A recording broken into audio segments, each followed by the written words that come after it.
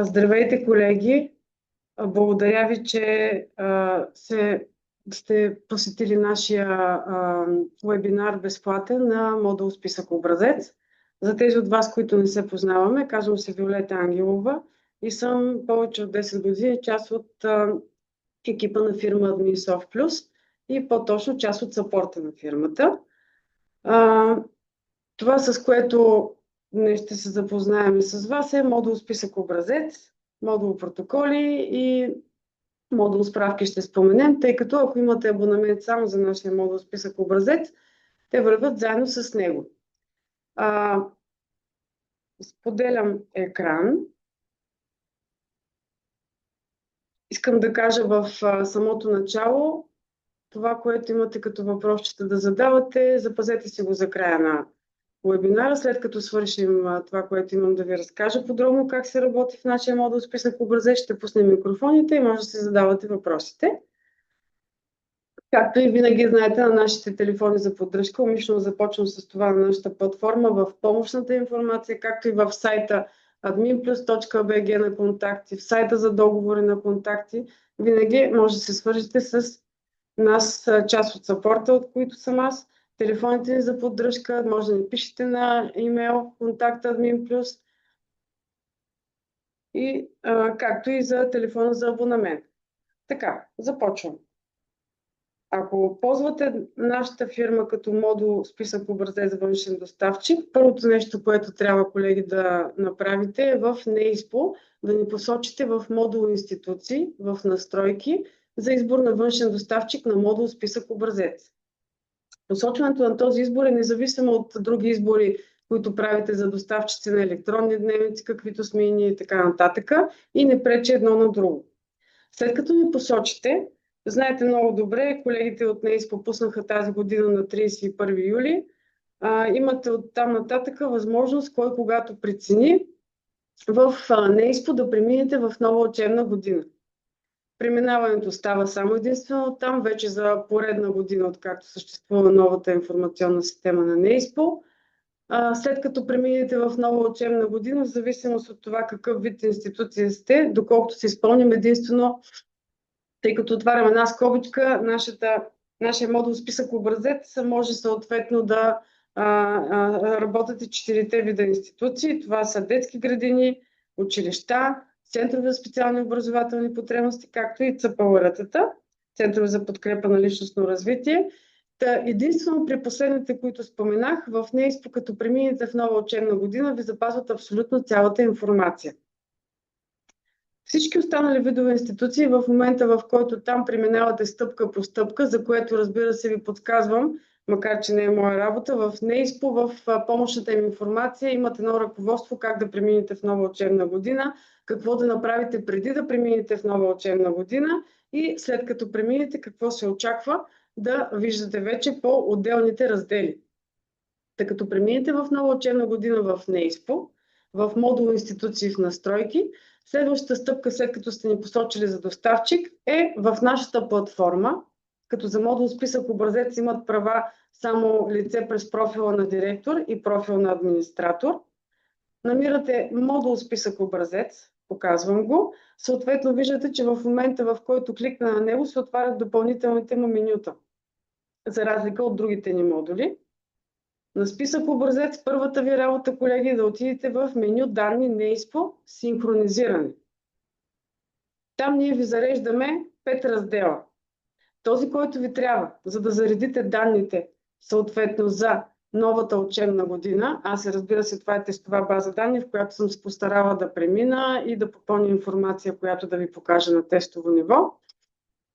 Еднократно, както аз обичам да казвам, е необходимо първоначално да отидете на раздел Зареждане. Разбира се, в момента, в който отидете на раздел Зареждане, тези от вас, които още не са преминали в нова учебна година и не са заредили данните за нея, новата учебна година към нашия модул Списък образец, тук ще виждате 2025-2026, ако преди това сте работили миналата учебна година с нас. Натискате бутон Провери и тук съответно учебната година трябва да ви стане тази новата, която виждате в момента, 2026-2027. И след това съответно натискате смело бутон зареждане, за да може да ви изтегли цялата информация, която се разполага по всички менюта в модул списък образец за вашата институция от NAESPO към нашата платформа. Какво друго има тук, преди да премина меню по меню, съответно списък образец, и какви други раздели можем тук да разгледаме? Най-отгоре имате раздел учебни години. Ако през миналата учебна или от самото начало, откакто съществува модул списък образец, сте наши абонати, за които години сте имали абонамент, тук имате възможност да разгледате архив на данните, които сте попълвали при нас в модул списък образец. Това става като се изберете, давате смени учебната година. Проверка за коректност, това е хубаво винаги и знам, че си го ползвате редовно и се чуваме за различен казус. Хубаво е да го ползвате, като ние ви показваме грешките или несъответствията, които не са грешки, а които ви подсказваме, че ги има непопълнени поленца и така нататък, несъответствия в някои от тях, които правите при нас. А повярвайте ми, почти 90%, да ни кажа и малко повече, се попълва изцяло при нас като външен доставчик. След малко ще видим какво е само изключението.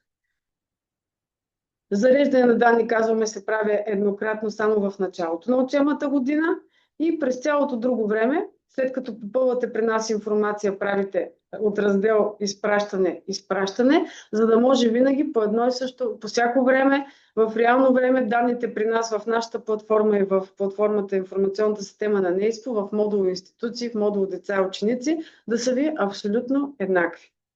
Актуализиране раздела се ползва в някои случаи, като например, когато си добавите чисто нов предмет за вашата институция за дадената учебна година, който до момента сте го нямали. Направите си го валиден за институцията. С актуализиране този предмет идва от NAESPO към нашата платформа. Това се прави в настройки, в модул институции, в други предмети. Също така, много важно нещо, нови длъжности на персонал. Назначавате си нов човек персонала, чисто нова длъжност за тази учебна година за вашата институция. Пак модул институции в настройки имате длъжности на персонала по НКПД, там си я добавяте за вашата институция, я намирате и добавяте да е валидна и след това от тук с актуализиране я издърпваме, за да можем на конкретното място, до което ще стигнем в процес сега на разказване на обучителния вебинар, да си я добавим.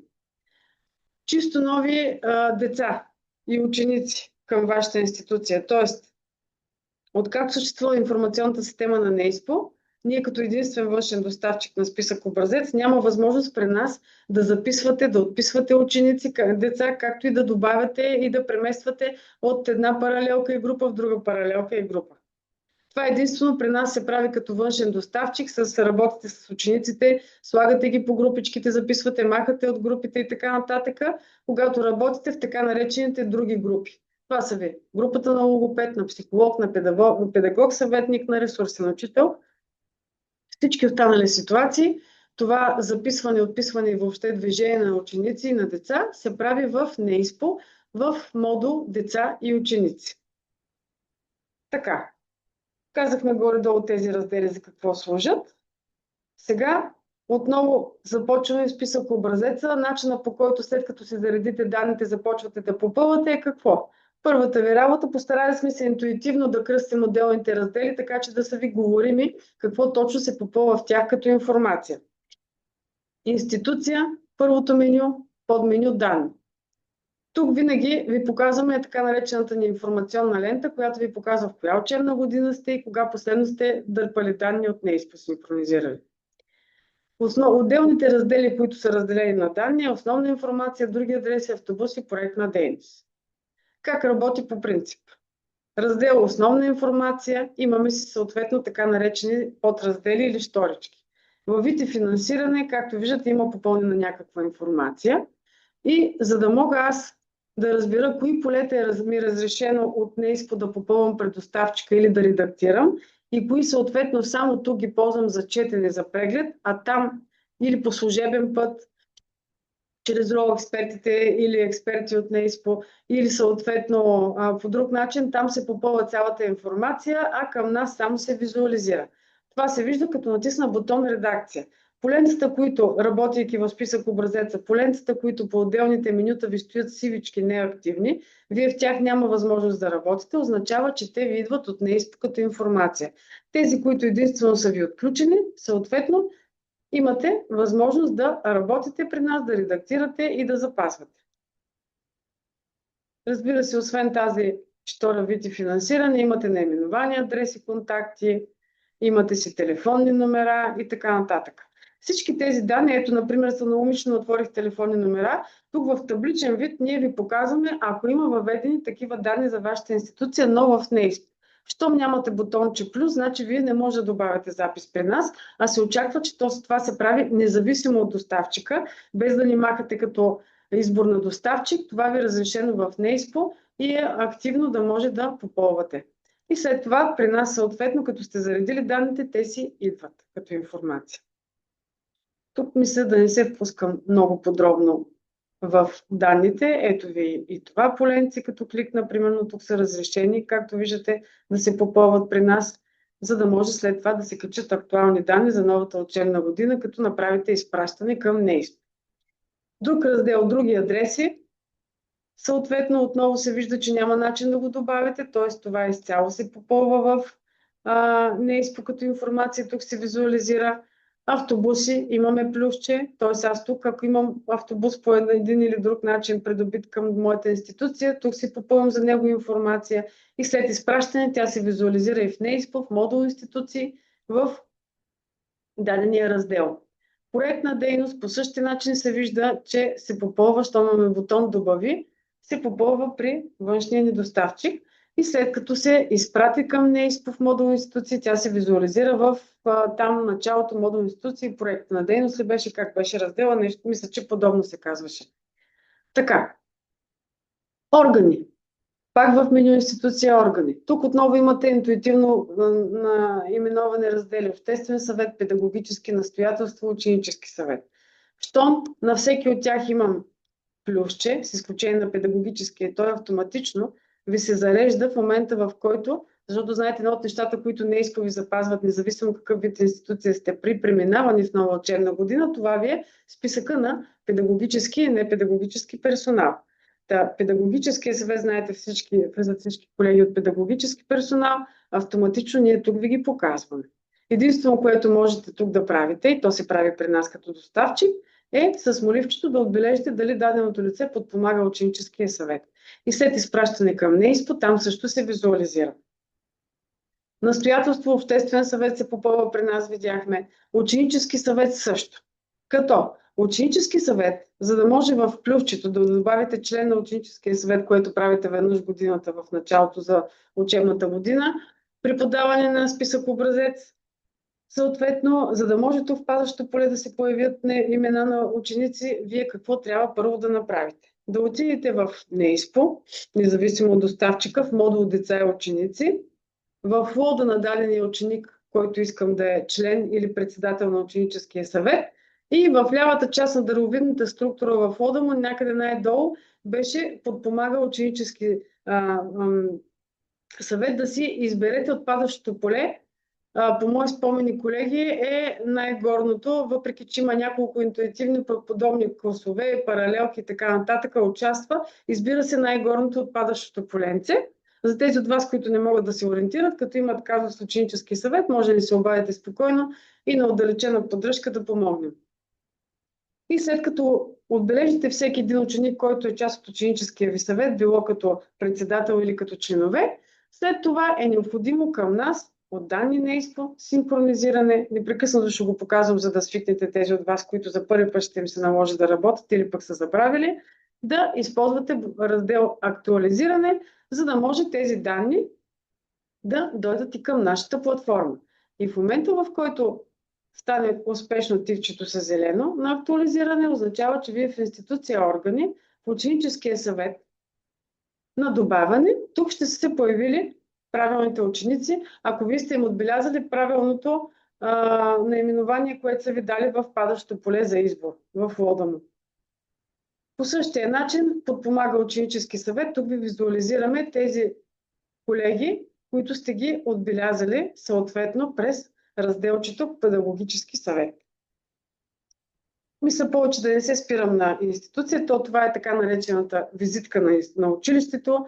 Запазват ви данните почти на 90% и вие всяка година си ги обновявате, въвеждате и така нататък, което е необходимо. След това, следващото важно нещо, колеги. Когато работите с нашия списък образец, след като си огледате данните за институцията, следващото нещо, което трябва задължително да направите, е да влезете в класове и групи. И тук имаме две подменюта – паралелки групи и други групи. Паралелки и групи е място, където, в зависимост от вида институция, то затова тук общо показваме, като випуск група, тъй като пак да кажа, имаме за всички видове институции списък образец. В зависимост от това, извинявайте, за вашата институция, кои нови класове, паралелки или групи ще описвате. Вашата задачка е да го направите това първоначално тук. Избирам си първи клас, избирам си нова паралелка, давам си наименование. Това са ви атрибутите на паралелката. Вид, форма на обучение. Това естествено са кодови таблици, които са ни подадени от колегите от НЕИСПО, респективно от МОН. Вие си избирате, което е за вас подходящото. Срок на обучение аз просто в момента избирам, за да мога да запазя и казвам въведи. В момента, в който го направя, току-що създадах чисто нова паралелка първи Б. Какво мога? Тук има на всяка паралелка имате отделни табове, основни данни, подгрупи и деца и ученици. Умишлено направих чисто ново, за да ви покажа как изглежда, когато вие за първи път описвате, а не при аз приготовата тестова база. Имам иначе описана такава, след малко да покажа. Това, което се вижда на таба за основни данни. Имате наименование и други характеристики. Като включам оливчето за редакция, тук ви позволява да смените адреса на обучение, ако има друг, на дадената паралелка, както и ако съм сбъркала наименованието, тук да си го редактирам и като кажа запази, това ще ми се отрази тук и на плочката. И така ще си върви с това наименование паралелката през цялата учебна година. Подгрупи. Това е нещо много важно като таб за попълване на информация, защото тук ви съдържат абсолютно всички важни, така наречени характеристики на една паралелка, в зависимост от това дали описвате паралелка или група в начален етап, прогимназиален или гимназиален. След малко ще отворя една скобичка, специално като стигна до 8-те класове, за да покажа спрямо новите промени в Закона за професионалното и новите професии, стъпка по стъпка, какво точно тук трябва да опишете, на какво да наблегнете, колеги, като задължителни поленца, за да може след това да си улесните работа, като отивате да описвате учебния план на новата 8-ми клас паралелка, професионална говоря. Така, за всички други се работи по начина, по който са си свикнали, а именно в подгрупи имаме щоричката ни е кръстена вид, форма и срок на обучение. Тоест, предполага се, аз тук имам възможност, единствено ми е заключено клас, защото аз съм си го избрала още в началото, имам възможност от тук да редактирам, ако съм сбъркала при създаването на самата плочка на паралелката първи Б, вида, формата на обучение, срока на обучение. Това е едно от много важните полета за по-нататъчната ви работа и зареждането на учебния план на тази нова паралелка. След малко ще видите защо. Друго какво мога да правя, което е много важно, а много често се забравя тази вторичка, да й се обърне внимание, да се попълнат данните вътре. Виждате ли, умишлено създадах празна, за да ви покажа как някъде остават празни такива поленца, а това не трябва да го допускате. Тоест, на моливчето на редактиране отново избирам, имам възможност да редактирам. Ако това не отговаря, защото е първи клас, нито след 7, 10 или след средно, трябва да има не е приложимо, защото пак казвам, това са кодове таблици и съответно базите данни на НЕИСПО и базите данни на външните доставчици комуникират чрез кодове, знаете. И не трябва да се остане празно. Не е приложимо. Начин на изучаване на чужд език съответно, в зависимост от това какъв вид институция съм, не е приложимо интензивно, разширено или без интензивно и разширено. И съответно, в зависимост от това какво съм избрала на това поленце начин на изучаване на чужд език, се отключва или не чужди език полето, за да го посоча. След като тези полета, на които наблегнах, пак повтарям, форма на обучение, прием след начин на изучаване и чужд език са попълнени, Аз говоря, извинявайте, а не го попълних, запазих го. След като са... Тук нещо не съм си избрала. След като са запазени тези данни, след това отивате и си описвате следващата паралелка. Говоря за новите класове. Какво имате възможност тук да направите още? Ако една паралелка ще е разделена на групи, 2, 3 и така нататък. По каква причина? Ами, например, в зависимост от вида на паралелката, може да е профилирана, което означава, че може да е с два различни профила. В зависимост от вида на паралелката, ако е професионална, може да е с две различни професии. Може да е с две различни начини на изучаване на чужди език. И така нататък. Това нещо го правите отново при нас като външен доставчик и още тук е мястото да си посочите самата. Ние по дефолт ви отваряме една цяла група. Вие от тук си правите подгрупа. Пак си попълвате данните или редактирате, казвате добави и ви се появява и така в момента първи Б клас ми е с две подгрупи. По една или друга причина, пак казвам, защото се различава по някои от тези поленца. Естествено, при мъничките тук не е много удачно да го показвам като вариант, но така и така сме отворили съответно описанието. Предпочитах да ви покажа добавяне на подгрупа как става. Така, ако имате слята паралелка или разновъзрастова група, ако сте детска градина, давам пример, че това се прави, имате си тук випус, избирам слята разновъзрастова, ето тук аз съм си създала една. Принципът е по същия начин, права си паралелка. Сега ще си я кръста слята.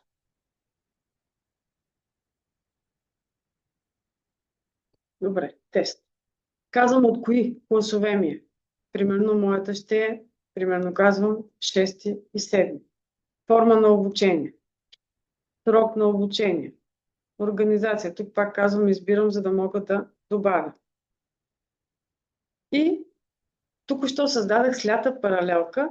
В момента, както съм си я кръстила, ако считам, че е неподходящо, винаги имам възможност от основни данни да се редактирам наименованието, както говорихме малко по-рано. В подгрупи съответно на слятата паралелка, тук виждате класовете, които аз съм посочила, че се съдържат в слятата паралелка. А това са ми. Първата подгрупа е 6 клас, втората подгрупа е 7 клас. И вече за всеки от тях си описвам дадените атрибути, каквито трябва и на чието носител е тази паралелка. По този начин, колеги, пак при нас създавате слята или разновъзрастова, ако сте, пак казвам, на институция детска градина, например. Така, до тук видяхме как се описват паралелките и ако дадена паралелка е дела на подгрупи или ако тя е слята или разновъзрастова. Искам да покажа пример с 8 клас, ако ми е професионална. Моята база данна тестовата, примерната ми е такава в случая. Аз съм се описала предварително, за да мога да ви покажа на кои поленца е важно пак да наблегнем. Създавам си по същия начин, както виждате, няма никаква разлика в поленцата, за да създадете самата плочка на паралелката. В момента, в който я създаваме, пак са ни отново отворени трите таба. На първия етап основни данни имам възможност да редактирам. На втория етап подгрупи. Отново имате двете много важни шторички. Ако самата 8 клас, както ми е тук 8 Б, умишлено съм си я направила на подгрупи. От тук, от бутончето подсказвам преди малко, казах, създавате си подгрупата и всяка една се описва. Тук съм ги направила, защото са ми с различни професии. Ако ми е една цял клас паралелката, съответно, какво е необходимо и важно условие да се попълнат абсолютно всички поленци атрибути. Даже тази, която съм описала за вас, като пример, за да показвам, съм избрала такава област на управление професионално и професия, която ми е с очакван недостиг. Ако имаме с очакван недостиг или защитена, ние ви ги показваме още тук. Това естествено е предоставено като предварителна кодова таблица с дадените индикатори от НЕИСПО, идва като информация. Така, в случая 8 клас защо избрах? Защото 8 клас е този, който от тази учебна година 2026-2027 предварително се извинявам на останалите видове институции. Тук ще отворя една скобичка за професионалните, да кажа няколко думички. новите 8 класове 2026-2027 професионална паралелка стартират с промените в Закона за професионалното образование и новите професии. Съответно, когато създавате, колеги, чисто нов 8 клас паралелка и описвате, е много важно, освен да си опишете формата на обучение, вида, срока на обучение и така нататък, тук професията, тук със сигурност ще виждате новите професии, които са области и така нататък. Постарали сме се, тъй като има дълги наименования, надявам се това ще ви улесни, ще ви е по-говоримо, сме се постарали да изкараме освен кодовете, цифричките на самите професии, професионални направления и области и самите СПК-та ви ги изписваме в началото, тъй като има доста дълги наименования и няма да се вижда, когато имаме професия, която е една и съща като вид, но с различни СПК-та, за да прецените коя да изберете за вас, която е характерна за вашата паралелка. Така, съответно, след като попълните тези данни, изключително е важно на други данни, отново както преди малко като обяснявах, говори, трябва абсолютно всички поленца тук да се посочат. Особено прием след и тези не е приложимо, интензивно изучаван чужд, разширено или без интензивно и разширено. Защо? Тези от вас, които са запознати с наредба 4 учебните планове съответно, знаят, че с промените в самите, по принцип в самите наименования, това са ви наредба 4 за учебния план, приложение 12, алинеите, които са алинея 2 ли беше, мисля, колеги, всичките приложения, които са изборени вътре на учебните планове, какво съдържат в наименованията си? Било профилирана ли съм или професионална и какъв вид форма съм? Примерно, професионална паралелка с без интензивно и без разширено изучаван чужд език, дневна форма на обучение. И ако аз съм посочила, давам ви пример, че защо е важно тези полета. Ако аз съм посочила точно в тези полета необходимото, което е за дадената паралелка и ми отговаря за вида й, данните, които съм попълнила в срока на обучение, казахме в начина на изучаване на чужд език и приема, оттам много е важно, в учебния план ще имате възможност от тази учебна година да си зареждате на чисто новите паралелки, не както до сега работихте в нашия модул списък образец, предмет по предмет да си описвате и да посочвате, а ние автоматично ви добавяме руповете. Затова искам да дам това, като стигнем след малко в учебния план, ще го покажа подробно. Просто исках, докато сме на класове и групи, паралелки и групи, да обърна внимание на тези от вас, които ще попълват чисто нови паралелки, 8 клас професионална, както и за останалите. Ако съм профилирана паралелка съответно, много е важно, в зависимост от това как съм си попълнила, само секунда, защото понеже ми е тестова, съм си описвала различни видове, колеги. Много е важно как съм си попълнила съответно данните тук. Извинявайте, че ми превключи. Ето, например, профил чужди езици. Много е важно съответно как съм си описала атрибутите във вид, форма и срок на обучение, както и в други данни, за да очаквам след това да ми се заредат правилните учебни планове. Така, мисля повече да не отделям внимание съответно на паралелки и групи, в класове и групи. След като, колеги, отварям една скоба, при нас сте направили чисто новите описали паралелки с всички тяхни необходими данни за описанието им.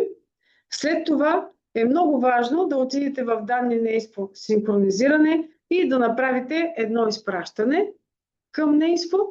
Защо? За да може, след като мине успешно изпращането, това, колеги, го разбирате, в момента, в който натиснете изпращане, тук изписва дата, потребителя през профила, на който се прави и статуса е, моля, изчакайте. Червеничко стои в момента, в който стане зелена отметката. Затова, разбира се, изчаква се няколко секунди до минута, в зависимост от натовареността на сървърите. Знаете, че колкото по-късно почнете да качвате и да обработвате вашите данни за подаване първоначално на модул списък образец спрямо наредба 8. Знаете, ще си имате срокове, както винаги е било, толкова малко повече се забавя системата, тъй като комуникира с сървърите на NAESPO.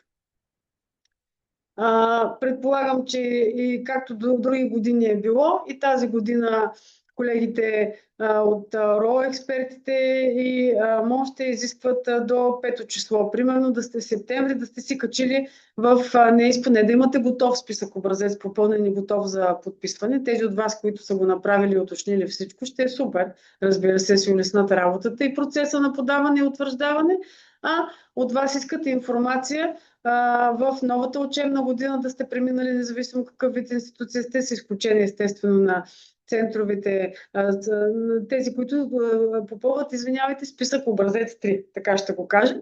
Те подават от първо число нататъка, от 1 октомври, извинявайте. Всички останали видове институции в момента, в който ви кажат за началото на учебната година, преди да подавате към кое си число, обикновено е към 4-5 септември, да има в НЕИСПО информация, хем да сте в новата учебна година и да имате попълнене данни за новите паралелки, учениците в паралелките, записани, учебен план и персонал. Така. След като сме направили изпращане горе в НЕИСПО, ви се появяват всички нови паралелки и вече в модул деца и ученици в НЕИСПО може да пристъпите към записването на учениците, чисто новите паралелки и след това, чрез актуализиране, да заредите към нас, така че в класове и групи, паралелки и групи колеги, като си стъпите на ето ми чисто новия първи Б, който си бях направила, тук в деца и ученици трябва да имате ученици, както аз имам в първи А. Ако сте си ги записали в правилната паралелка първи Б в НЕИСПО, след като сте я видели горе в модул деца и ученици. При нас след това с данни НЕИСПО, синхронизиране, актуализиране, с натискане на бутон актуализиране си издърпвате дечицата към новата, направена, създадена, описана от вас паралелка. Какво друго правите в класове и групи менюто? Имате други групи. Класове и групи, други групи. Описала съм си паралелките. Пропуснах да кажа за всички останали паралелки, но тези от вас, които са работили, знаят, че като преминавате в нова учебна година, в нормалната ситуация, освен ако няма някакви казуси, във всеки от класовете, които сте наследили миналата година, втори клас ми е бил първи, сега е станал втори, трети, втори е станал трети и така нататък, всички останали, с изключение на чисто новите ми паралелки, се очаква, че за тях се запазват техните попълнени поленци атрибути, както и децата и учениците са преминали в по-горен клас. Така, какво правим в класове и групи, други групи под менюто? Тук е познатото ви групите, които попълвате и създавате изцяло при нас като външен доставчик, описвате ги, както и добавяте и записвате децата и учениците отново при нас като външен доставчик и чак след това ги изпращате в НЕИСПО, за да се виждат и там. Това са ви групата на логопеда, на ресурсния, ако имате такъв. Важно е да си изберете, колеги, правилния вид група и тогава да си създам група. Как създавам? Избирам примерно ресурсна, защото ще правя на ресурсен учител. Нова група, давам си наименование, казвам какъв възрастен диапазон, казвам въведи и тя съответно ми се появява. След като съм си я създала и тук виждам данните, които съм описала за нея, че са си така и няма нужда да ги редактирам, в деца и ученици имам бутонче плюс, с което имам възможност да си посоча. Ние в лявата част винаги показваме тази, понеже с това, извинявайте, по-бавничко ми се зарежда, ние в лявата част ви показваме абсолютно всички ученици, записани в вашата институция, на цялото училище. Вие си имате търсене по име или по паралелка и примерно мога да си кажа първи, да ми покажа само тях, или всичките, които започват с съответно, извинявайте, на друг език съм. Първия ще ми покаже дечицата само от първия и съответно имам възможност да кажа кой от тях е към дадената ресурсна група. Това е разликата, че когато в други групи създавате групи логопед, ресурсен, ЦДО, общежитие, след малко ще кажа, ще отворя скобка за тези от вас, които имат и дейности ПЛР, тук е място, където вие се описвате педагог-съветника и психолога групички. Съответно това го правите изцяло при нас и изцяло при нас записвате и дечицата по групите. Ето ви и CDO, тук съм се създала, защото тези неща, които ви показвам в момента, е едно от нещата, които, когато преминете в нова учебна година, съм абсолютно сигурна на 100%, при преминаване в нова учебна година отново ви се зачистват. Едно от нещата, които ви ги зачистват и вие съответно си ги описвате всяка година наново. Това се прави изцяло при нас като външен доставчик. Групата създавате, описвате данните за групата и задавате и кои ученици ходят в тази група. Групата за общежитието, отварям една кратка скобичка, тя се създава при нас, но нямате възможност при нас да запазвате децата, да заописвате и да посочвате, тъй като, да знаете, има институции, които не разполагат с общежитие и трябва техните ученици, които трябва да ходят на общежитие, съответно да ходят на съседна друга институция. Няма как ние като външен доставчик, вие да имате възможност ние да виждате при нас учениците от други институции. Всеки си вижда при външния доставчик децата и учениците, които са само записани в неговата институция. И по тази причина при нас, като направите групата, в модул деца и ученици, доколкото знам от ваши колеги, но как точно става, там си има помощна информация и доколкото знам, имате телефон за поддръжка, винаги може да или по HelpDesk системата им да попитате как точно да запишете даден ученик към вашето общежитие, след като сте го създали. И естествено при нас създание на ИСПО, синхронизиране, актуализиране. Ако имате такава групичка, след като натиснете актуализиране, запазили сте децата, те ще ви се визуализират при нас в институция, извинявайте, класове и групи, други групи, в предварително описаната и създадена от вас групичка в общежитие. Ето тук имам няколко такива. Така, за нуждите на теста. Друго тук за други групи, мисля да ни отделя много внимание и време, тъй като смятам, че бях изчерпателна и казах по класове и групи кое как се създава. Пак само повтарям и пообщавам и продължавам надолу. Паралелки и групи чисто ново се създават при нас като външен доставчик. Другите паралелки си ви остават, които са пораснали с една цифра на един випуск нагоре. Учениците са вътре в тях. На чисто новите паралелки, след като направите от данни на ИСПО, синхронизиране и изпращане, ги записвате учениците в модул деца и ученици, независимо от доставчика в НЕИСПО, се прави. И след като ги запишете, всеки един по новата паралелка, в която трябва да учи, или групичка, ако е деца, детска градина. След това при нас в данни на ИСПО синхронизиране давате актуализиране, за да ви се появят. Други групи, това упражнение го правите изцяло при нас като външен доставчик. Хем записвате вида група, създавате при нас логопед, ресурсен психолог, педагог, съветник, CDO и дечицата също ги записвате при нас. Така, отиваме към, карам поред менюта, както виждате, меню деца и ученици. Тук е място, където ние ви показваме абсолютно всички класове, които имате създадени във вашата институция, заедно с учениците в тях. Тук искам да отворя една скоба на това място, колеги, което мисля, че ще ви бъде в помощ, особено при подаване и допълване на информацията, която имате да обикновено изискват от вас МОН и експертите от РО, да имате за декемврийската кампания. Подаден списък образец, знаете, той се подава 2 пъти в годината от както работи новата информационна система на НЕИСПО. Едната ви е септември и октомври, зависимост от вида институция, другото ви е декември. За декемврийската кампания обикновено ви изискват тези от вас институции, които попълват характеристики на среда, стипендии на учениците, да към тази дата тогава да са ви всичко подробно попълнено, тъй като там ви зависи финансирането. За тази цел още преди 2 години направихме, пак по ваше предложение, благодаря за което, и направихме така, че в модул списък образец да го виждат не само лице, което работи с профил на директор и профил на администратор на платформата, но и учител, който е класен ръководител на даден клас.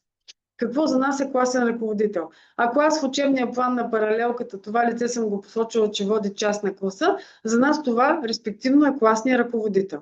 Което означава, че като си влезна като учител, аз ще виждам тук в лентата в платформата модул списък образец, но няма да вижда всички менюта класни, а вижда само деца и ученици и се вижда само неговия клас, дечицата от неговия клас. Каква възможност му се дава? Има възможност, съответно тук си има и филтър, който показва кои от тях взимат стипендии, ако има такива ученици с попълнени характеристики на средата, говоря от класа, ученици, които са с СОП отбелязани, пътуващи. Момчета, момичета. Общия брой. Какво може да прави класният ръководител, като си влезе на всеки ученик? Той вижда, както и администратор, лице и директор, вижда основни данни, СОП, стипендии, характеристики на среда, учебен план. Основни данни съответно са данните, които ви идват автоматично от НЕИСПО. Това е другото нещо, което ние като външен доставчик нямаме възможност да редактирате при нас лични данни на ученик, защото отваряме една скобка, знаете, че чисто нов ученик и децата ги записвате, редактирате и премествате, отписвате в НЕИСПО единствено в модул деца и ученици. И там в таба им, в техния лот на лични данни, там е място, където се редактира, ако видите тук някакво несъответствие. След като актуализирате към нас тези данни, съответно би трябвало тук да се обновят на заключените поленца. Това, което може класният да попълва електронна почта и телефон за връзка на ниво ученик. Какво друго? Имате различни сторички. Тази стора обучение дава съответно информация на класния, на директора и на администратора на платформата, които работят в списък образеца и стигат до тук деца и ученици дадения клас. Виждат съответно, моливчето като отключа, има възможност номер на класа, да се посочи номер в клас на детето, има възможност съответно да се види и да се редактира неща, които се попълват по принцип, говоря от включените поленца, се попълват още като записвате ученика в дадената паралелка в училище. Има възможност други групи, ви информираме, и аз видя съм на Анита тестов ученик от първи А. Показвам ви Анита в коя друга група, освен в първи А, е разпределена. Аз съм я разпределила умишлено, за да покажа ЦДО първия, педагогически съветник групата и групата на психолога. Тоест класния винаги, както и директора, както и администратора, ако работят в списък образеца, винаги могат, като влезат в деца и ученици, вместо да влизат в паралелки, групи, класове и групи, да гледат там списък и така нататък. Даденото дете къде, в коя група е, в коя паралелка е и така нататък, дали е в логопед, дали е в ресурсен, вместо една по една групите да ги отваря и да търси ученика, най-лесно добива от тук справка деца и ученици, основни данни и други групи. Пак с тази цел го направихме и така виждам даденото детенце, кои други групи в момента са му активните и то затова ви покажи само активните и то е записано в тях. И естествено, ако детето подлежи на международна закрила, няма как да се отвори тази шторичка, тъй като тя се показва само в ситуации, в които, знаете, това се попълва само единствено в НЕИСПО, в модул институции, мисля, беше някъде. И в момента, в който е попълнен и то по служебен път от експертите от РО, при нас идва като информация с зареждане още или с актуализиране. Раздел СОП. Ако във вашата институция в дадена паралелка или група имате детенце, което е със специални, образователни потребности, единствено при нас, като външен доставчик, може да отбележите в първата шторичка да опишете вида на СОП. Вид съответно и подвид, ако има такъв. След като кажете запази, можете да му опишете дали се нуждае от подкрепяща среда и каква, във вид на текстова кутийка. Това е единствената информация, която имате възможност да попълните от нашия модул списък образец за детенството, че е еди какъв си вид СОП. Останалите шторички умишлено сме ги оставили така наименовани, но в тях ви пише данните се попълват в НЕИСПО, за да ви насочи. Естествено, като се обадите на телефоните ни за съпорт, винаги това ви го казваме и обясняваме. Какво правите след като тук сте попълнили, че това детенце е със СОП? Тоест някой от вас ще кажете къде му прикачам документите, къде показвам, че е от специалист и така нататък. От училище или от СОП. Всички останали неща, колеги, се попълват в неговия лот на детенцето. Като разбира се, за да разбере лода и да ви отключи, ако се сещате преди 2 години направиха, мисля бяха за декемврийската кампания, ви направиха възможност в лот на ученика, отделно ресурсно подпомагане и там да описвате и да прикачате документи. Нещо, на което много държат, ако имате дечица в ресурс, при ресурсен учител, на ресурсно подпомагане и деца с СОП. Знаете, там определен брой деца в група, само учител ресурсен на такава длъжност да ги води и така нататък. Всички тези неща, които имате като допълнителни допълнителна информация, да прикачите документи и да му опишете за детенцето с СОП, след като първо при нас сте отбелязали вида на СОПа и направите изпращане на информацията, след като се качат данните към НЕИСПО успешно, там в модул деца и ученици, независимо от доставчика, намирате си дадения клас, дадения ученик в лода на детето, там си имате вече надолу ресурсно подпомагане и така нататък. И единствено там на едно рече ще ви е показано това, което сте попълнили при нас. За 26-та, 27-та в случая, говоря за вида на СОПа. Оттам нататък всичко друго там вече ви се отключва, като го усети този запис, че детето е със СОП и е посочен вид на СОПа, се отключва надолу да попълвате в НЕИСПО изцяло тази информация. Обратно, имали сме много случаи, затова държа да кажа като пример, че продължавам, няма повече да се отклонявам по другите раздели в деца и ученици. Ако дадено дете по една или друга причина, миналата година е било дете с СОП или първия срок, втория срок вече е необходимо, идва от друго училище, тук вече при вас дават документи, родителите вече не е дете с СОП, вие трябва да махнете по пътечката всички тези прикачени документи, записи и така нататък. Много погрешно нещо, което обяснявам си го, въпреки че го разказваме на всеки вебинар по телефон, има го в помощно ръководство и така нататък. Знам, че щом сте с списък образец, вие си казвате, да, аз тук съм го направил, идвате, изтривате го и правите изпращане. Веднага на една от стъпките ви гръмва с грешка и не ви се качва базата данни към НЕИСПО. И причината е, че за ние, като ни се обадите и ние видим грешката, ви казваме, за този ученик вие сте прикачили документи, описали сте допълнителна информация за него в неговия лот. Тоест, ако трябва да му махна всички тези неща, трябва да тръгна по обратния път. Отивам в лода, махам прикачения, ако има такива документи за тази учебна година. Изтривам всички други данни, които там само съм попълвала за него за тази учебна година. И след това вече при нас, като сте изтрили вида на СОПа, единственото, което може само да попълвате, при правене на едно изпращане, данните няма как да не се качат успешно. Това, разбира се, в процес на работа винаги съм казвала по-добре да ни потърсите да го проговорим, отколкото да правите грешки, особено правите грешки без да искате в бързината, когато ви притискат срокове. Нормално. Така, връщам се, колеги, на деца и ученици, за да кажа следващия раздел. До тук казахме, че в деца и ученици имат достъп класните ръководители, освен лица, администратор и директор на институцията в списък образеца. Класния си вижда само списък образец, само деца и ученици и само неговия клас учениците. И има възможност да преглежда, както и да добавя. Ето вие раздел стипендии. Тук имам възможност да се опиша, според на данните, които знаете винаги се попълват, отпадащи полета, да избира различните видове размер на стипендия, да въведа и така нататък.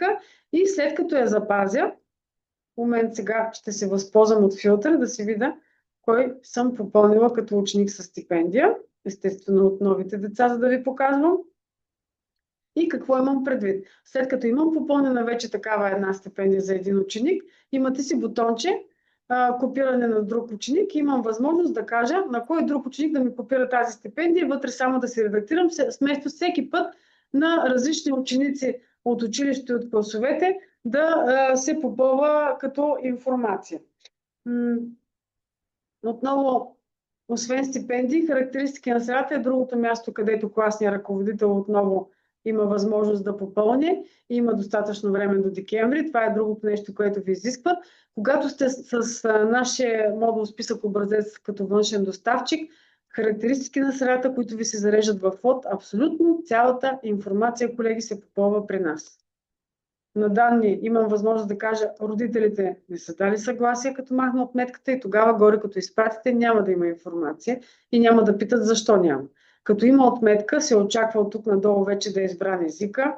Тези коефициенти автоматично ви се смятат. В зависимост, членовете от семейството, какво сте им попълнили, за дали са работещи, безработни и така нататък, и вида им образование. След като попълните тук в данни, следващата шторичка семейство, тук се попълват данните за родители.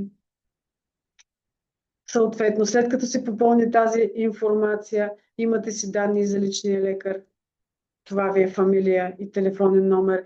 Цялата тази информация, колеги, напомням, вие като се попълните на чисто новите ученици при нас в списък образеца, изпратите данни към НЕИСПА, те им се зареждат в лода в характеристики на средата. След това вече в зависимост с кой електронен дневник работите, ако работите с нашия чудесно, за което, като актуализирате вече там в новата учебна година, на даденото място, както на нашия, например, електронен дневник, е изцяло наредба 8 е създаден като хартиене. Знаете раздела, който е ученици, с данните за учениците, там ви се зареждат тези данни.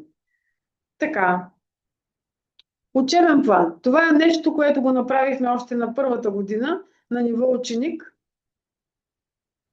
Това го няма като в НЕИСПО на ниво деца и ученици в модул институции, да ви улесни. Идеята е, тези от вас, които работят с нашия списък образец, съгласете се, че вие абсолютно в началото не успявате да запишете всички дечица. Започва учебната година, други ангажименти имате малко по-късно, записвате ученика, актуализирате към нашата платформа съответно и той автоматично си попада в класа, паралелката, само че ви идва с текуща дата, на която вие физически правите действието.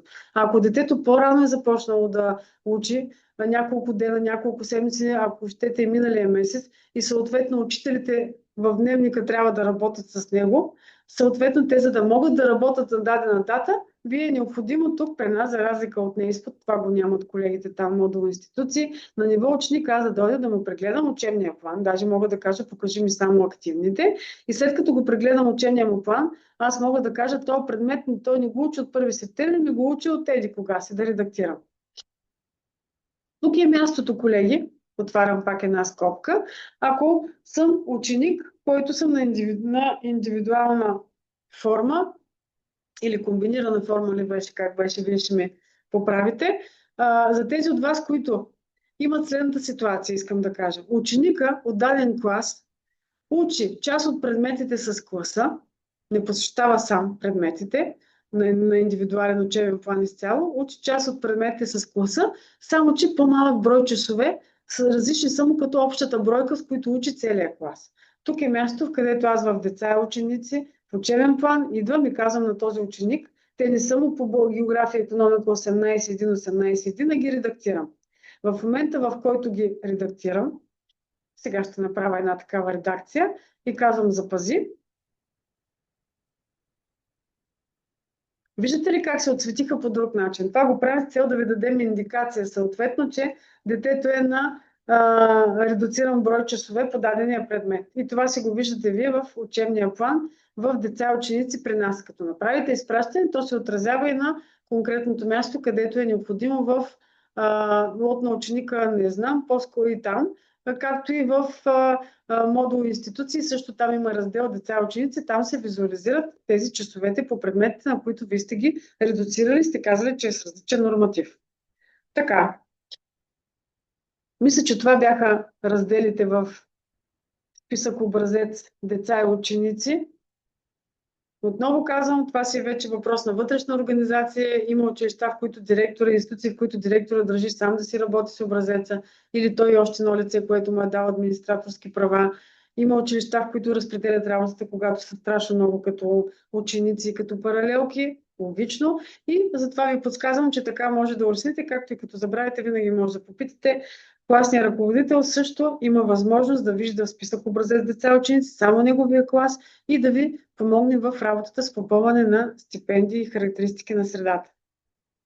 Естествено, не омаловажавам тяхната работа, че имат време и за това. Така, когато съм отворила директно на деца и ученици и съм директор или администратор, в меню деца и ученици тогава филтъра ви е общ. Показвам и в кои паралелки имам деца с ОП, кои съм отбелязала, че има пътуващи, кои съм отбелязала, че имат стипендии, както и на кои ученици е попълнена характеристика на средата. В моята тестова база в случая аз съм попълнила от цялото училище само на тези двамата от 8А клас за нуждите на теста. Така. Продължавам нататък. Меню персонал. Тук е място, където вече естествено работи само директор и администратор на платформата. Тук ви показваме, отново държиме информационна лента, учебна година. Тук имате персонала, общ брой мъже, жени, длъжности, както и такива от тях, които имат попълнено ОКС, ПКС, съответно като брой и вид. Имате филтър на персонала по брой длъжности, съответно имате една и повече от една длъжност, активен или напуснал, неактивен напуснал. Когато се отворите първоначално и така умишлено ще сгъна шторичките, имате 4 вида, така наречени от мен штори.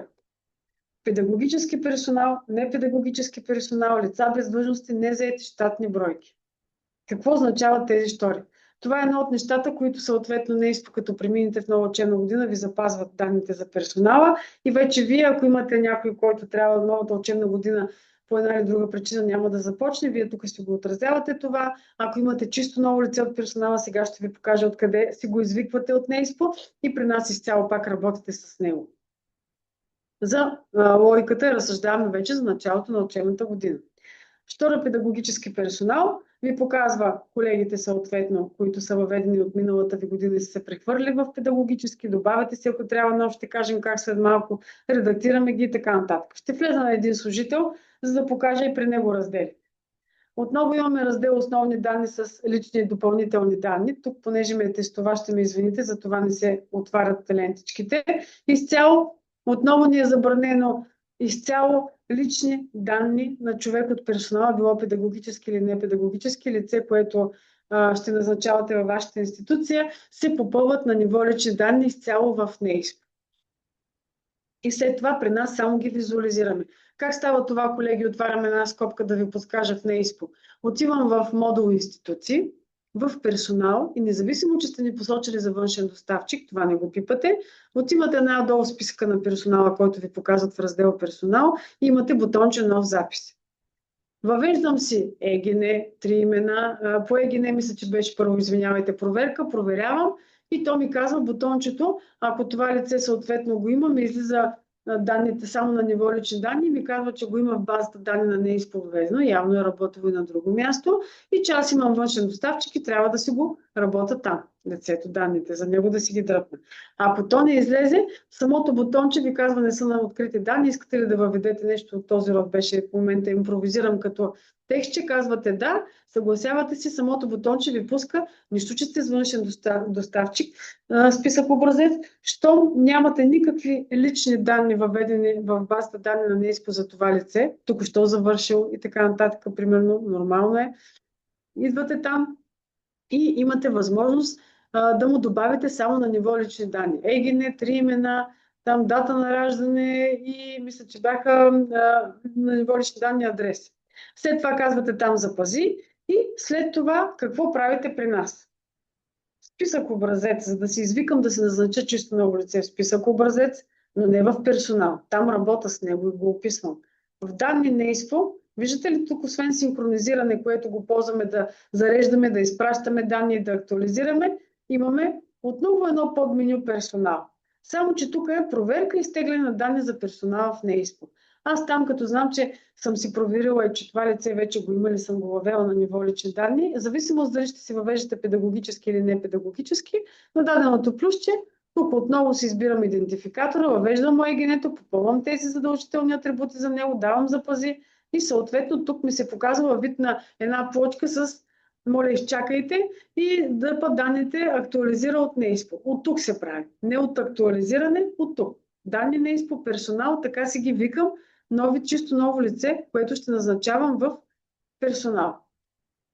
И с това бутонче опресняване ми се появява една дискетка, 3 имена и ЕГН-то, стига да не съм сбъркала и там да съм въвела правилното или да е въведено правилно и тук при мен. И съответно аз с една дискетка запази, това лице от тук ми идва вече в меню персонал, за да мога да си работя с него. Когато ми дойде тук, съответно, моята задачка е да си отида в дадената плочка на лицето. То ви стои с неактивна длъжност в оранжево, изписано отново да ви сигнализира. Имате раздел длъжност, малко се отклоних, след малко другите ще ги спомена, защото те са интуитивни, се прихвърлят като информация от НЕИСПО нещата. Раздел длъжност и от тук съответно отивам и си му казвам, че лицето ми е, длъжността ми е активна за учебната година и започвам да си описвам всички необходими данни за него.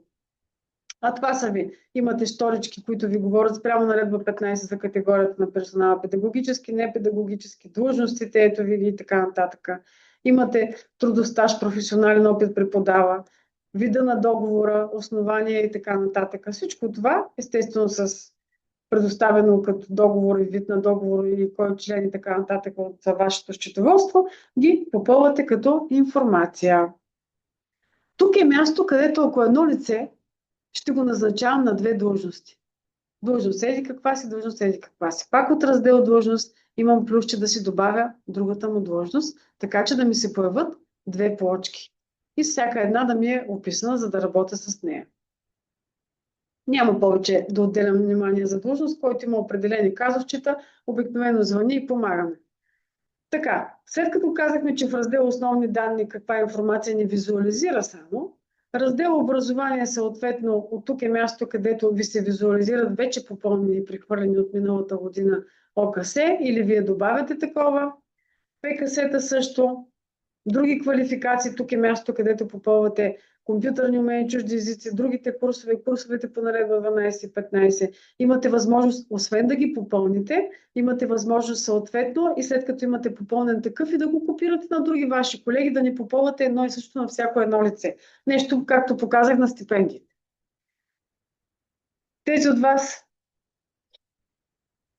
които са попълнили нещата, след като направите изпращане, тази информация отива и се визуализира в модул институции, в персонал на даденото лице и в НЕИСП.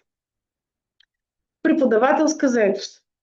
Това е раздела, в който след като съм описала длъжността на лицето, тук е място, където имам, пак така ще затворя да ги видим сторичките, минимална индивидуална норма на длъжността. Това ви е пак спрямо дадената наредба, описвам. Норматива на преподавателя, съответно.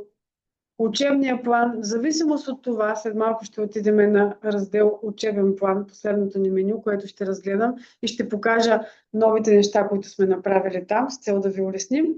И ще дам малко пак разяснение за новите 8 класове професионални тази година, как описвате там груповите и типовите учебни планове, колеги. Да. След като даденото лице съм го разпределила, а ако не съм разпределила часовете, имам възможност тук от зеленото бутонче да добавям предмети, които не са раздадени и са свободни. Ето ги. След като съм описала, тук съответно ви показва норматива на... знаете, те в началото, когато описвате учебния план, след мъничко ще кажем, описвайки даден предмет в учебния план, там пишем норматива на предмет. След като дойдем вече на ниво персонал, по един или друг начин, на даденото лице, в зависимост дали е на седмичен, на годишен норматив, какво преподава и така нататък, имате възможност от моливчето, съответно, норматива на преподавателя да се редактира, както и тук е място, където му казвам от коя дата му възлагам дадения час. Това ви е изключително важно, когато по време на учебната година да по-късно назначите лице и така нататък. Друго важно нещо, така и така съм отворила тук, колеги, е това поленце без постоянно заместващ учител в учебния план. Има го тук, има го и в длъжност. Когато тръгна да прекратявам длъжността на дадено лице, също ми стои. За какво служи, колеги, това поле? Без постоянно. Казвам с 2 думички и продължаваме нататък. Това поле изцяло е направено от колегите от НЕИСПО, които отговарят за модул институции, както и от нас като единствен външен доставчик на модул списък образец, с цел да може часове, когато даден преподавател по една или друга причина махате часове на това лице, то напуска, болничен, майчество и така нататък. И тези часове, докато намерите човек, който постоянно ще ги води, трябва да ги давате за заместване не през списък образеца, а в електронния дневник, с който работите. Това е направено точно с тази цел, за да може знаете, че независимо с кой доставчик работите на електронен дневник, винаги като започнете работа, всички доставчици на електронни дневници по служебен път, в реално време изпращаме информация за паралелките, стига да са създадени, теми на урока, седмичните разписания, темите, отсъствие, домашни работи, оценки и така нататък. Изпити и така. И то поправителни изпити. Това означава, че дадения час, ако ще го давам известно време на различни колеги, няма да е с постоянен учител този час, Аз в момента, в който на някой му прекратявам длъжността, махам от часовете и няма да наемам в момента лице, на което да му дам часовете да ги възложа тези, които ще ги води за постоянно, слагам отметка без постоянно заместваш на тези часове. Тогава, изпращайки към НЕИСПО, след това не знам, който, зависимост как работите с външните си доставчици на електронни дневници, при нас се прави от друго място на ниво дневник, се актуализират данните, ние работим с готови данни от НЕИСПО, не се попълва при нас допълнителна информация само в дневниците. Съответно, дърпайки данни към НЕИСПО, този предмет, български език и литература, няма да ми дойде с Николай Тестов служител, защото съм прекратила длъжността, но понеже съм казала без постоянно заместващ учител в учебния план, той ще ми дойде без преподавател и аз там, където правя заместването в даден електронен дневник, ще мога да му давам различни други колеги да часа и ние по служебен път, като изпращаме на дадената седмица, на дадения час, на дадения ден, отворих само една скобичка и продължавам, извинявайте за което, дадения предмет в НЕИСПО, който експерт от РО или от МОН прави проверка и гледа, ще вижда името на заместващия. Защото се установи, че това не се отразява по някакъв начин в дневника на НЕИСПО и това беше причината да кажат по какъв начин да се отбелязва в списък образеца, когато на едно лице му махаме часовете и временно ще се взимат от различни колеги. Разбира се, ако оставим отметката без постоянно заместващ да не я сложим, означава, че аз ще си въведа новия колега, ще си му дам часовете и ще си работи както до сегашния начин. Тук искам да обърна внимание, това е бутончето, което показва, като дам такива часове, за по-лесно да си намеря само тях, ако имам такива записи, а не заедно с другите да ги гледате нераздадени. Тук е бутончето, в което. В каква ситуация ползвате това оранжево човече? Прехвърляне на предмети към друг преподавател. Обяснявам, колеги. Даденото лице Николай Тестов служител, известно време ще е в болничен, в майчинство, неплатено. По тази причина часовете му ще ги давам на друг колега или на други колеги. Преди въобще да му махна отметката в длъжност, че вече не ми е активен, защото аз само това трябва да направя, ако ще е в болничен или в майчинство и да не му пипам нещата, аз в преподавателска заетост отивам и на този бутон казвам часове прехвърляне на предмети от преподавател Николай, сме го кръстили на еди кой си. Казвам на кой е учител и казвам кои или всички. И казвам дори от коя дата, като се махнат от Николай, да отидат на Габриела Тестов служител. Това го правите автоматично. Или на дадените часове, които са за Габриела, след това си избирам други учител с друга дата, пък еди кои си часове. Казвайки запази, така автоматично ги прихвърляме към лицето, на което искаме да ги дадем на ниво списък образец, че даже сме казали от коя дата, не после да влизаме тук и с моливчето дата по дата да оправяте ръчно на всеки час на другото лице. И след това спокойно си му махам от длъжност отметката, че е активен и не се притеснявам. Води се вече, че Николай до предишната дата с една цифричка по-малко ги е водил, а новото лице от датата, от която сме казали, води тези часове. Така. Пак казвам, в процес на работа, като имате, особено за новите от вас, които работят за първи път списък образец или те не работи училище за първа година, но лицето, което са назначили, са му казали, че трябва да работи среща затруднение. След като на уебинара не му е станало ясно или не е присъствал по една или друга причина, записа, който правим, колеги, в момента ще бъде качен в помощната информация в уебинари. Винаги може да разчитате на нас, съпорта по телефони, както и поддръжката, която съответно ви оказваме в рамките на работния ден се стремим, както си е по договор. Сега, педагогически, непедагогически, че там разказах подробно, непедагогически по същия начин вътре се виждате абсолютно същите раздели, същите неща се попълват. Разликата е, че просто е непедагогически спрямо наредба 15 дадения служител. Лица без длъжности.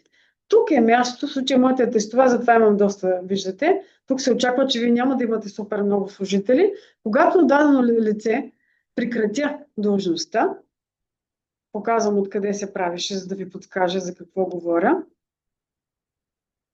Само да ми зареди, извинявайте. Като му прекратя длъжността на лицето, съответно, това лице ми се появява, колеги, в жълтата шторичка, лица без длъжности. и си стои така с трите точки. Примерно е това. Ако вие така си го оставите, тъй като това е лице, което го взимате много често да замества и всеки път да не си го дърпате от неизпо, да го викате наново и така нататък, имайте предвид, че експертите, както и вие, и експертите от РОЕМО ще го виждат в неизпо, като направите изпращане, ви се намира в модул институции, в списъка на персонала и ви стои непосредствено преди активните. Стоят като неактивни. Активен за институцията пише не. И някои има РО експерти, които ви казват за началото от учебната година изчистете си ги. Пък след това пак ще се го извикате за подаване на списък образеца. И след като съм му махнала длъжността и той ме е дошъл тук като прекратя длъжността, идвам на трите точки, казвам напуснала институцията, казвам потвърди и това лице съответно ми изчезва въобще от този списък на лица без длъжности. В момента, в който направя изпращане, след това там ще се махне също и от списъка с персонала, където стои в началото и стои, че е неактивен за моята институция. Вторичката не е заета щатни бройки. Не я ползваме, знаете, в ситуация, в която трябва да си пазим длъжността по една или друга щата, по една или друга причина. Ще има скоро конкурс за назначаване, в момента няма, часовете ги взимат други колеги до тогава, било с вътрешна заповед или по друг начин и така нататък. И за да може да си обявите щатното място към подаване на списък образеца, при нас като външен доставчик си добавяте незаетата щатна бройка, в зависимост от наредба 15 за длъжността, дали е педагогически, не е педагогически, описвате се, казвате запази и тя се появява като такава плочка, нищо повече. И в момента, в който вие като направите изпращане, се вижда в неизпод модул институции на даденото място. В момента, в който, колеги, след това си наемите физическо истински човек от персонала, било педагогически или не педагогически, физически наемете такова лице, идвате си, не забравяйте, след като сте си го описали, в незаети щатни бройки от тук от трите точки да кажете изтриване и си го изтривате и след като направите изпращане, то изчезва този незает щат и от неизпо модул институции, там където е бил в дадения раздел или меню. И това беше за персонал. И отиваме на последното меню. Меню учебен план. Тук има, колеги, по подобие на, както в класове и групи, паралелки, групи, други групи. Тук, ако забелязвате, в учебен план по същия начин сме кръстили паралелки и групи, други групи. Интуитивно това означава, че в паралелки и групи трябва да виждаме класовете, които сме създали тук в класове и групи, сме ги описали коректно. Поленците, които ви споменах малко по-рано. Ето ми го и първи бът, тук където си го измислих днес. Както виждате, описан. Тъкмо на него ще ви покажа как се зарежда учебния план, новото бутонче. Виждам си и другите паралелки. Ето ми ги новите 8 класове описани. След малко ще обясня за тях професионални, тъй като са. И всички други, различни от чисто нови паралелки, се очаква, че като отидете в учебен план, не са ви изчезнали учебните планове. Ако забелязвате и тези от вас, които са наблюдателни, в момента, в който прибидете в нова учебна година в неизпо в модул институции, вие ако си проверите там в учебния план на паралелките, които са ви останали с учениците учебния план, те са ви останали абсолютно само единствено зучовете, т.е. от раздел А всички учебни предмети, на които вие сте ги при описание сте им казали, че се учат от целия клас, само че естествено без разпределени ученици и преподавател. В нормалната ситуация, след като прехвърляте към нас на класовете по-големи като цифричка, випуските от новите, които ще описвате, трябва да си виждате раздела зареден учебния план. Така, всички останали се предполагат, че вие си ги описвате, било да си ги делите на групи и така нататък. Как става делението на групи, искам да покажа, когато описвате учебен план и един предмет се налага да го разделите на група. Примерно, тук математиката си харесвам. Математиката съответно се описан като основен предмет. Когато трябва да го разделя на група, то ви е групи по учебен план една цял клас, казвам повече от една, то автоматично ми изписва едно и казвам запази. След това отивам да си добавя с долното бутонче, което е към тази шторичка. Добавяне на предмет. Отново си описвам начин на изучаване, отново същия предмет. Новото тази година, колеги, за тези от вас, които и преди миналата година и преди това са работили с нас, и показваме ви вече и предметната област. Групата, надявам се, че това ви улеснява. Начина, по който са ви въведени още в НЕИСПО, в модул институции в настройки. Повече от една, казвам две. Тук си описвам учебните седмици, норматива на предмета. Сега тук ще се напише някакво число, казвам запази. И вече си имам съответно математика 1, математика 2, две групи, и имам възможност съответно от втория А клас дечицата да кажа кой ще ми е в едната група и кой ще ми е в другата група. Когато ви стоят изпъкнали човечетата, както обичам аз да казвам, и за добавяне на ученици, деца и за добавяне на преподавател, означава, че не сте разпределили. Не сте ги разпределили по учебния план по предметите. Нямате ли разпределен, после трудно съответно ще работите в електронните дневници без деца или без преподавател. Така, каква друга информация ви дава на дадения предмет, освен че може да редактирате? Имате тук предметната група, дали се изучава на чужд език, този знаете спрямо наредбата. Имате дадената наредба, имате възможност, там си е казано, че предмети, които се изучават в раздел А, различни от чужд език, когато се изучават на чужд език, се посочва вида на език. Това действие ви се прави от тук. Поленството изучава се на чужд език. Информацията, която показваме, е дали има преподавател разпределен, колко деца са разпределени, и предметната група, и адреса на провеждане на този предмет. Така, какво друго? Сега, идвам към частта, в която тук, понеже имам описан, ще се върна на чисто новия ми първи Б клас. Това, което новото сме направили, колеги, тази учебна година, тук имате един чисто нов бутон – добавяне на РУП. Ако забелязвате, в момента ми е активен, тъй като в нито един таб за описание на учебния план и в нито един техен раздел, тук ви показва бройката, аз нямам описан учебен предмет ръчно. Когато нямам, ето ви разлика, примерно първия, имам описани тук предмети, дори и тук да нямам. Един предмет да имате описан, бутончето ви стои неактивно и казва, не може да бъде добавен РУП. Това е рамков учебен план, тъй като има добавени предмети и ситуации. За да мога да добавя и да съм сигурна, че ми се зареди правилния учебен план, отварям пак една скоба малко по-рано, като започнах да обяснявам, и бях казала, че в класове групи, паралелки и групи е изключително важно поленцата, които са ви съответно в подгрупи. А именно, тук нали направихме преди малко, като ви показвах подгрупи. Форма на обучение поленцата. И в други данни, полето, което ви е за начин на изучаване на чужд език и чужд език, е изключително важно да са попълнени още в началото, като сте описвали паралелката. Оттам зависи дали ще ви се зареди дадения учебен план. Я да видим при нас ще има ли резултат. Първи Б.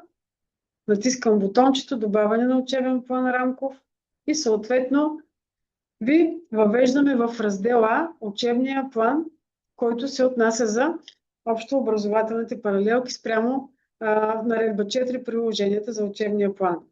На вас съответно, даже ние ви показваме с учебни седмици, часове, всичко както е описано в дадената наредба. На вас остава съответно да си огледате, ако трябва да си допълните на групи, ако даден предмет се учи, избираеми учебни да опишете факултативни, часовете извън учебния план, както и да добавите за всеки един от тях преподавателя, който ги води, и учениците.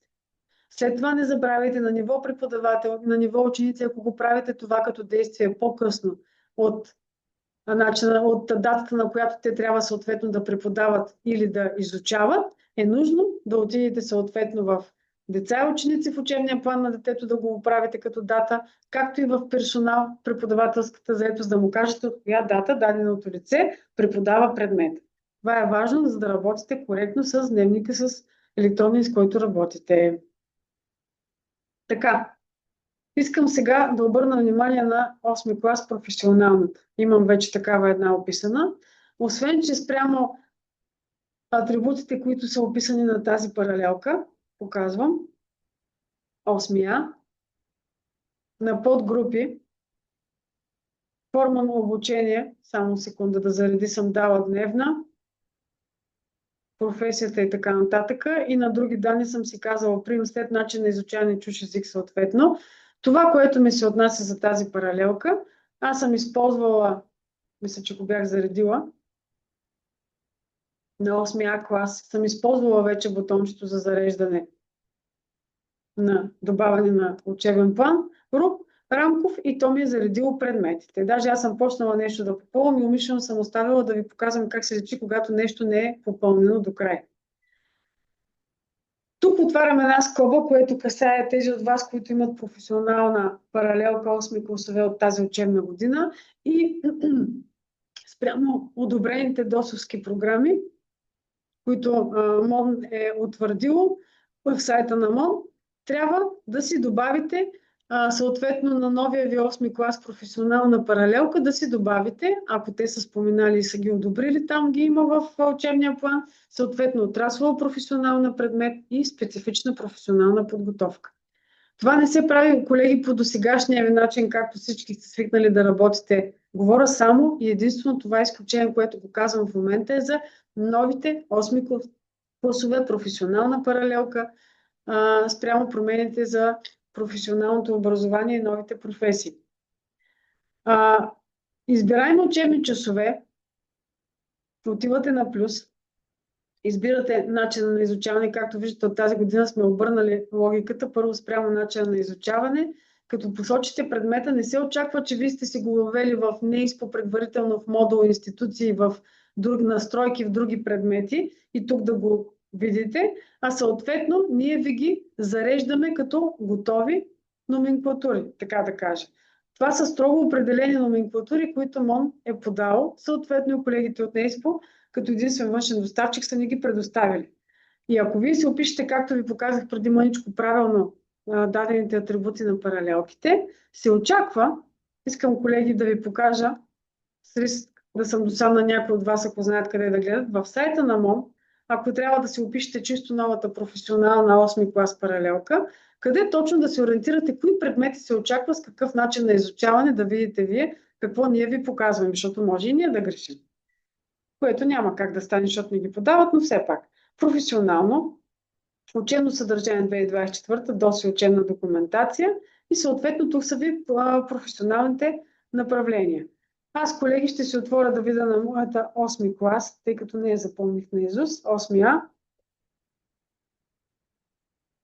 Какво съм ми описала, за да направя същата съпоставка. Значи, професионална електроника и автоматика и съм си избрала професия автоматизация, управляваща техника, трето СПК. Което означава електроника и автоматика. Търсим си електроника и автоматика.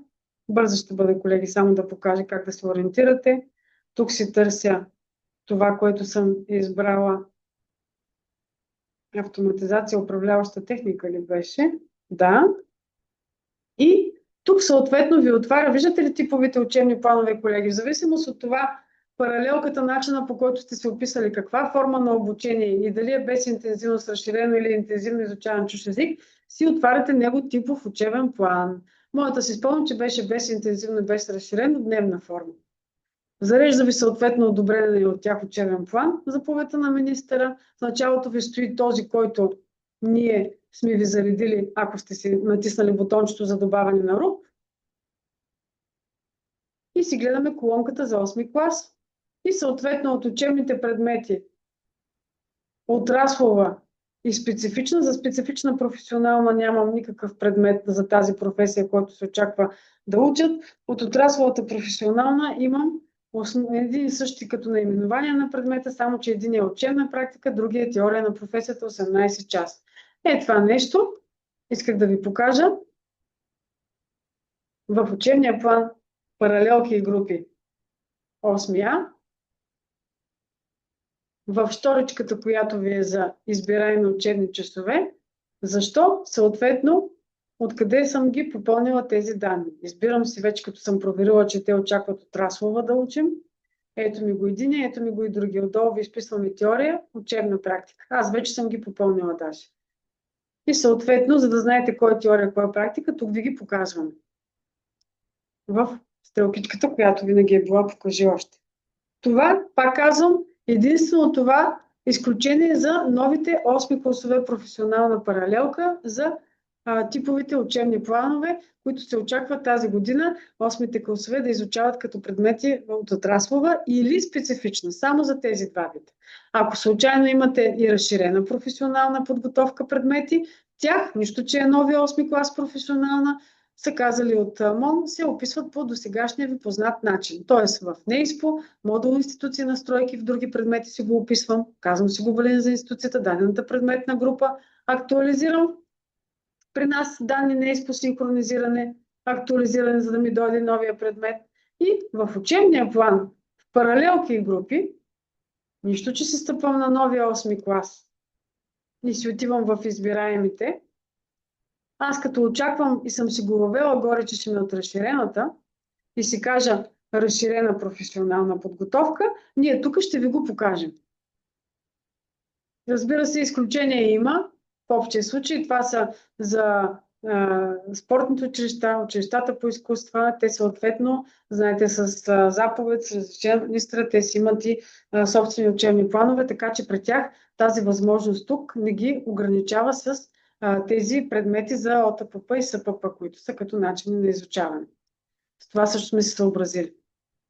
Така, общо взето самите щорички ви подсказват какви начини на изучаване попълвате като учебни предмети. Сборни групи, знаете, това е място, където си попълвате, когато даден учебен предмет се изучава от един и същи випуск с паралелките, като сборна група на ниво учебен план. Казвам си начина на изучаване, тук е така, ще се опише един примерен, български, 8А и 8Б. От двата имам, тук си описвам някакви часове.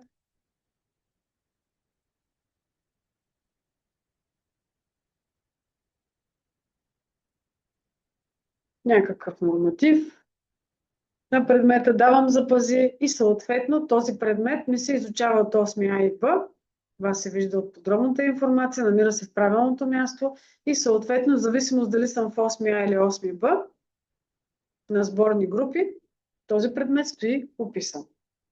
Индивидуални часове в учебен план, паралелки, групи, индивидуални часове. Това е място, където училищата спортните, например, училищата по изкуствата, описват тук, когато техните ученици от един и същи клас учат имат различни индивидуални часове.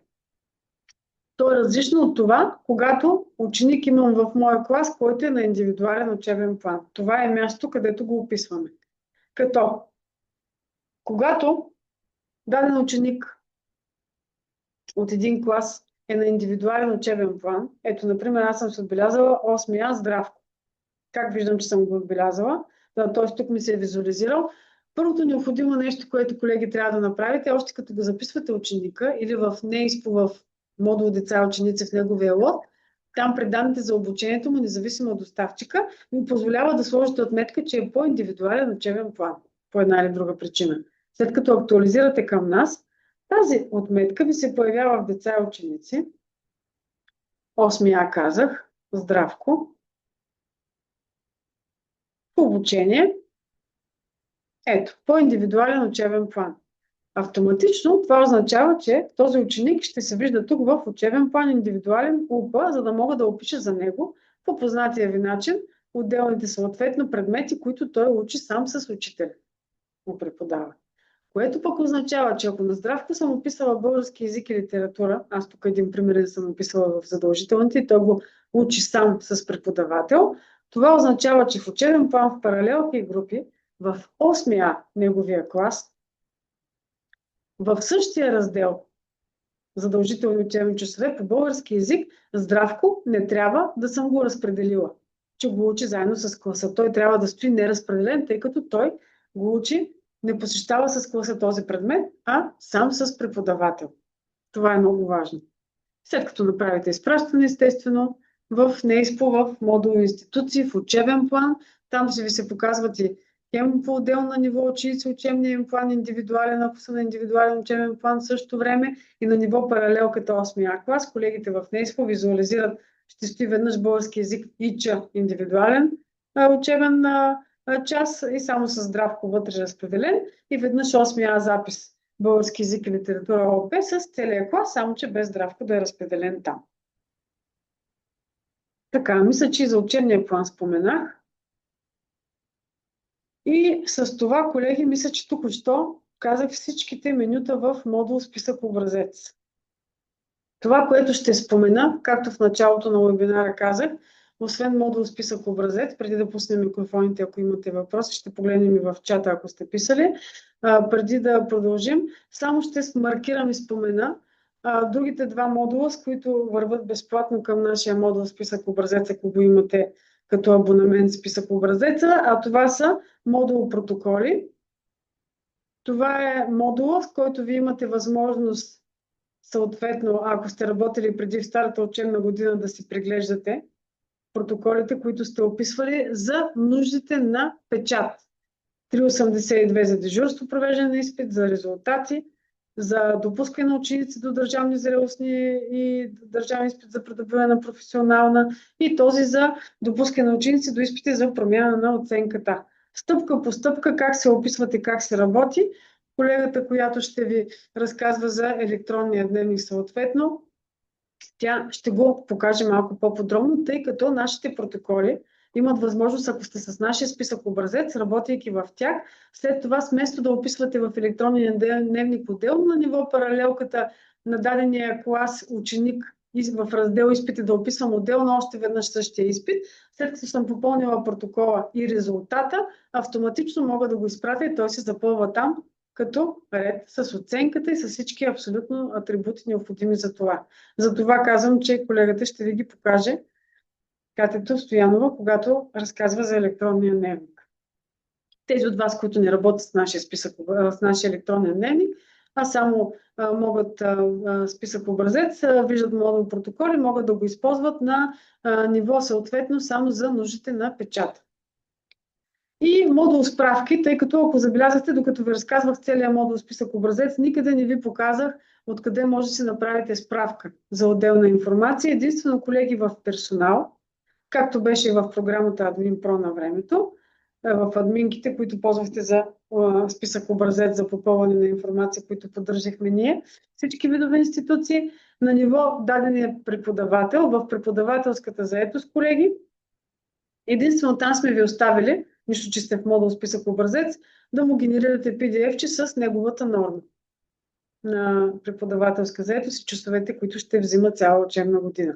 Всичко останало като информация, което ви интересува и може да направите различни справки, може както за модул протоколи, така и за модул справки, който набързо само ще ви покажа.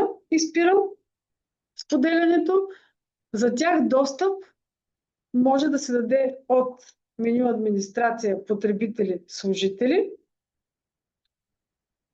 Всеки преподавател може да работи с протоколи, както може и да работи с модул справки, да се изготвя справка на ниво информацията, след като вие му предоставите достъп. Стъпвам на лицето, съответно, и имам справки, достъп до модула му давам или му давам до протоколи.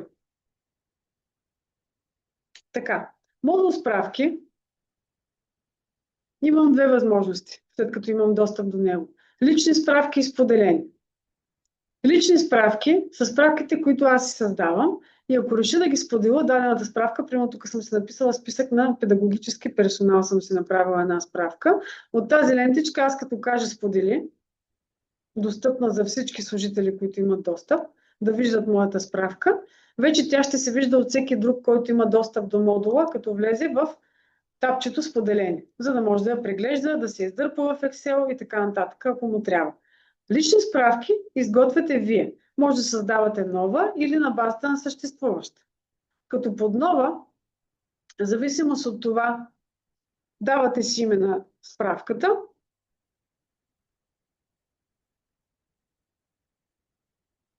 И като вид, в зависимост от това, за какъв наш модул в платформата имате абонамент, колеги, вие виждате общи данни за институцията. Това се вижда от колегите, които имат и за електронен дневник. Данни от списък образец. Ето ви място, където може да създадете справка за учебен план. Всичко, каквото сте попълнили като информация, полета в списък образец за ученици, персонал, персонални данни, норматив, стипендии и характеристики на средата. Като И други, разбира се, в зависимост от това за какъв модул имате абонамент. Като идеята е, че в момента, в който вие си създадете справка, ние ви показваме N на брой резултати и след това имате бутонче полета и филтри, което ви показва всички полета, с които вече вие можете съответно да боравите. Конкретен ученик, като във вида име само, конкретна паралелка, да си направя списък за нея, примерно аз съм си направила, и други такива, в зависимост каква информация. Тук сме ви предоставили възможност цялата информация, която я попълвате на ниво, примерно тази справка беше за ученици, данни от списък образец. Информацията, която попълвате, все едно се представете в меню деца и ученици и ви идва оттам, може от тук да се направи като справка за конкретен ученик, за конкретни деца от даден клас или група, или само за целия клас. Каквото ви интересува, и ако сте били наши абонати миналата учебна година, също може и за по-стара година. Мисля повече да не изпадам в подробности.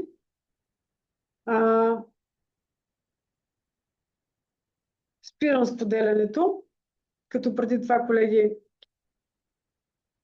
ще спра записа.